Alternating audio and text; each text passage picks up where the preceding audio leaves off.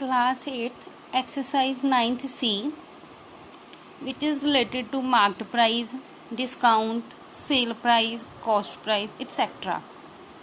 First 6 सम हम लोगों ने कर लिए थे। 7th क्वेश्चन से आज हम करेंगे find the marked price. Marked price हमने फाइंड करना है।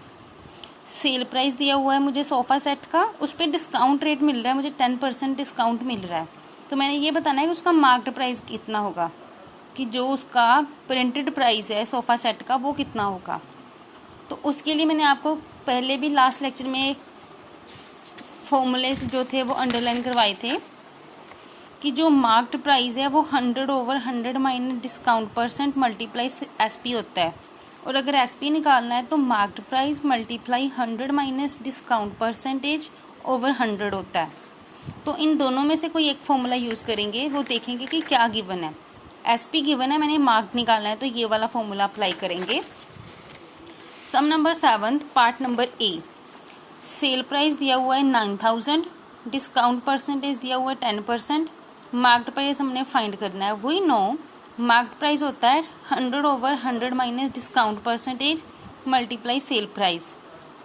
तो 100 माइनस डिस्काउंट कितना है 10%, 10 हो गया, मल्टीप्लाई SP कितना है 9000, ये बन गया माइनस करके 90, कटिंग होगी 100 बच गया यहाँ पे, 100 मल्टीप्लाई 100 10,000। तो जो उस सोफ़ा सेट का मार्क्ड प्राइस है वो 10,000 है, उस पर 10% डिस्काउंट मिला तो वो उसने कितने में सेल किया फिर 9,000 में। ठीक है, ऐसे 7th के बाकी पार्ट्स आप लोगों ने करने हैं। अब क्वेश्चन नंबर 8 है, जिसमें एक शॉपकीपर जो है वो डिस्काउंट दे रहा है। पहले उन्होंने किसी आइटम पे 10% डिस्काउंट दिया, 10% डिस्काउंट देने के बाद उसने फिर उसी आइटम पर 20% और डिस्काउंट दे दिया, मतलब सक्सेसिव डिस्काउंट, एक के बाद दूसरा डिस्काउंट मिल रहा है लेकिन सेम आइटम पर। अगर कोई आइटम पहले 100 की है, डिस्काउंट के बाद वो 90 रुपये की 90 की मिल रही है, फिर उस पर डिस्काउंट मिल रहा है, तो अब तो मुझे सेकंड बार वाला डिस्काउंट 90 रुपीज़ पे मिलेगा ना, क्योंकि 100 की तो पहले कम हो गई है, 90 बन गई है डिस्काउंट मिलने से। जब दूसरी बार डिस्काउंट मिलेगा तो 90 से भी कम हो जाएगी। वही चीज़ हम यहाँ पे करेंगे। 8th के A पार्ट में करवाऊंगी, बाकी पार्ट्स आपने खुद करने हैं, जिसमें 2 डिस्काउंट है, 10% पहले बाद में 20%।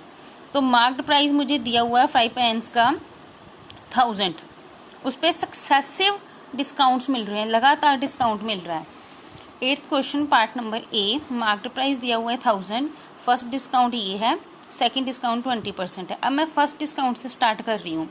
फर्स्ट डिस्काउंट है 10%, अगर वो 10% लेस करेगा तो 1000 का ही करेगा ना लेस, तो 10% निकालूंगी मैं 1000 का, 1000 मल्टीप्लाई 10% मतलब 10/100, कटिंग होके 10 मल्टीप्लाई 10 100 बच गया, मतलब जो आइटम 1000 की है वो डिस्काउंट के बाद 100 कम हो जाएगी।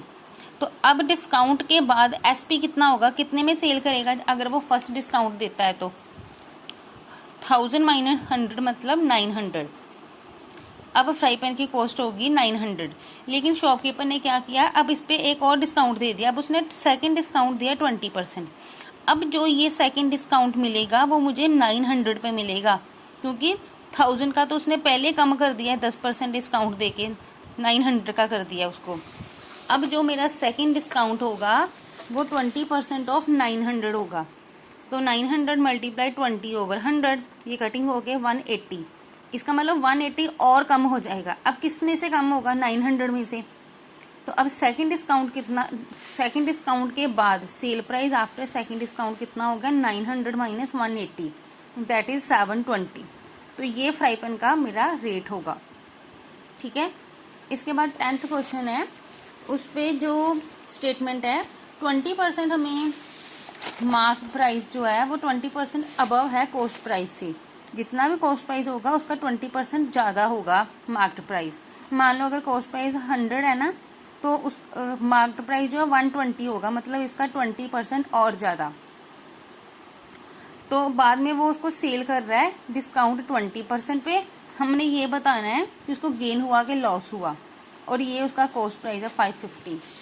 क्वेश्चन नंबर 10th, सबसे पहले देखो कॉस्ट प्राइस कितना है 550, जो भी मार्क्ड प्राइस है वो 550 का 20% ज़्यादा है, मतलब 550 तो होगा ही, इससे कितना ज़्यादा होगा इसका पहले 20% निकालना पड़ेगा। तो 20% ऑफ 550 आफ्टर कटिंग मुझे बना 110, इसका मतलब जो मार्क्ड प्राइस है ना आइटम का वो 550 नहीं है, उसमें ये प्लस करेंगे तो आएगा मार्क्ड प्राइस। अबव मतलब ज़्यादा ही होता है ना, तो अब मार्क्ड प्राइस बन गया 660। अब डिस्काउंट कितना दिया हुआ है 20%। सेल प्राइस मुझे पता नहीं है, सेल पता चलेगी तो पता चलेगा ना कि उसने सस्ता या महंगा कैसे सेल किया, तभी प्रॉफिट लॉस निकलेगा। तो अब सेल प्राइस का जो मैंने पहले फॉर्मूला बताया था, अगर मार्क्ड प्राइस दिया हो तो सेल प्राइस होता है 100 minus discount percentage over 100, 100 minus 20 over 100 multiply 660, 80 over 100 multiply 660, cutting होने के बाद आया 528। इसका मतलब 550 उसकी कॉस्ट है और 528 उसकी सेल है, तो उसे लॉस ही होगा ना। तो कितना लॉस होगा, कॉस्ट में से सेल माइनस कर दी 22 रुपीज़, और लॉस परसेंटेज निकालते कैसे थे, लॉस ओवर सीपी मल्टीप्लाई 100।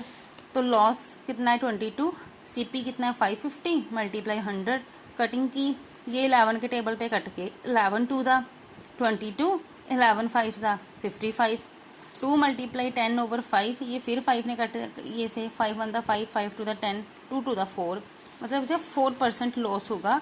और रुपीज़ कितना लॉस होगा, 22 रुपीज़ का लॉस होगा उसे।